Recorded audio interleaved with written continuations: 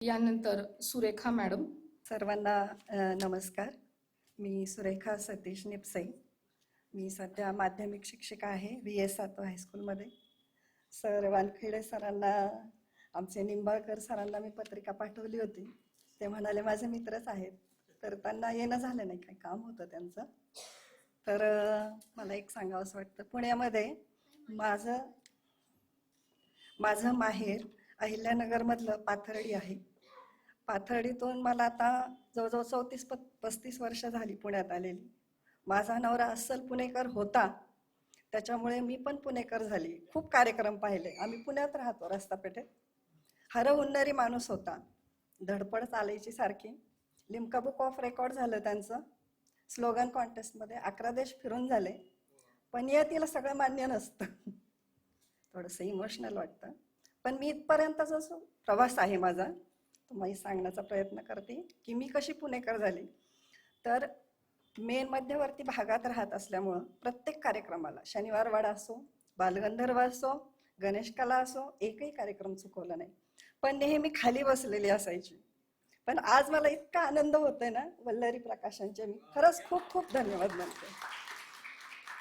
म्हणजे आपण ज्या नवकवींना संधी देत आहेत, हा खरंच स्तुत्य उपक्रम आहे. आणि ह्या उपक्रमामधून आम्हालाही पुढे आणखी कविता करण्याची प्रेरणा मिळते. सरांनी सांगितलं मगाशी, व्यंकटेश कल्याणकर सरांनी, की आजचं युग जे आहे ते डिजिटल युग आहे. या युगामध्ये इन्स्टा, फेसबुक रीलच्या जमान्यात रोज रील करतायत लोक, रोज नवनवीन तंत्रज्ञान विकसित होत आहे. परंतु पुस्तक छपाईचं जे तंत्र आहे ते अद्यापही कायमस्वरूपी आहे. ते काही बदलणारही नाही, कधीच बदलणार नाही. मनातलं जेव्हा स्क्रीनवर उतरतं ना, तेव्हा ते कधीतरी डिलीट होतं, डिलीट केलं जातं. पण मनातलं जेव्हा कागदावर उतरतं ना, ते कधीही न पुसणारं असतं. पुस्तकातली पानं जीर्ण झाली तरी छापलेली अक्षरं मात्र अजरामर असतात. ते कधीच डिलीट होऊ शकत नाही. उद्या आपण या जगात नसलो तरी आपल्या कविता किंवा माझ्या कविता कण्हेर या काव्यसंग्रहात पुस्तक रूपानं कायमच्या असणार आहेत. याचा मला खूप अभिमान वाटतो. तर ज्यावेळेस मुलगी लग्न होऊन सासरी जाते आणि प्रत्येक दिवाळ सणाला ती माहेरी जाते, म्हणजे नवीन असताना ज्यावेळेस ती माहेरी जाते त्यावेळेस घर आनंदानं भरलेलं असतं. आई वडील असतात, भाऊ बहीण असतात, वहिनी असते. दरवर्षी ती आनंद घेत असते.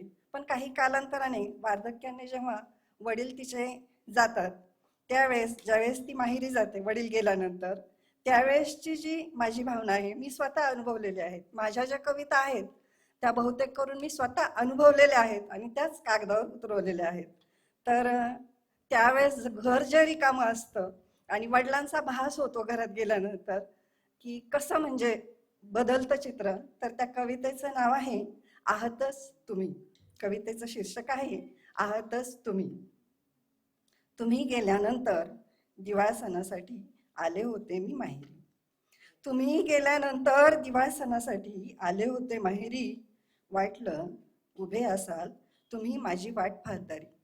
वाटलं उभे असाल तुम्ही माझी वाट पाहतारी. तुकडा पाणी आण ग कोण आलंय बघ तरी. तुकडा पाणी आण ग कोण आले बघ तरी. आईला बोलावून बाहेरी अजूनही वाटतंय आहातच तुम्ही. ये ग बस ग प्रवासानं दमली असशील. ये ग बस ग प्रवासानं दमली असशील. शब्द अजूनही पडतात कानी. 4 दिवसांच्या माहेरपणात किती कोड कौतुक आणि किती गप्पा. 4 दिवसांच्या माहेरपणात किती कोड कौतुक आणि किती गप्पा. वर्षभराचं बोलणं संपणार तरी कसं, आणि अजूनही वाटतंय मला आहातच तुम्ही. देवघरात वावरताना देवाऱ्यासमोर बसून पूजा करताय तुम्ही. समोर काढलेली सुंदर रंगीत नक्षीची रांगोळी. समोर काढलेली सुंदर रंगीत नक्षीची रांगोळी. देवाला वाहिलेल्या फुलांची आकर्षक मांडणी. देवाला वाहिलेल्या फुलांची आकर्षक मांडणी. उदबत्तीचा दरवळणारा सुगंध.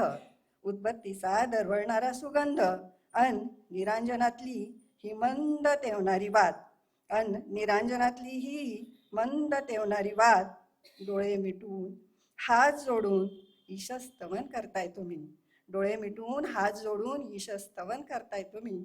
बाबा, अजूनही वाटते मला आहातच तुम्ही, आहातच तुम्ही. धन्यवाद. मॅडम, माननीय सुप्रिया मॅडम, मानसीताई, सर्व मान्यवर, नम्र विनंती करते आपण सुरेखाताईंचा सन्मान करावा. त्यांच्या सोबत आलेले जे सहकारी स्नेही आहेत त्यांना नम्र विनंती करते आपण व्यासपीठावर यावं.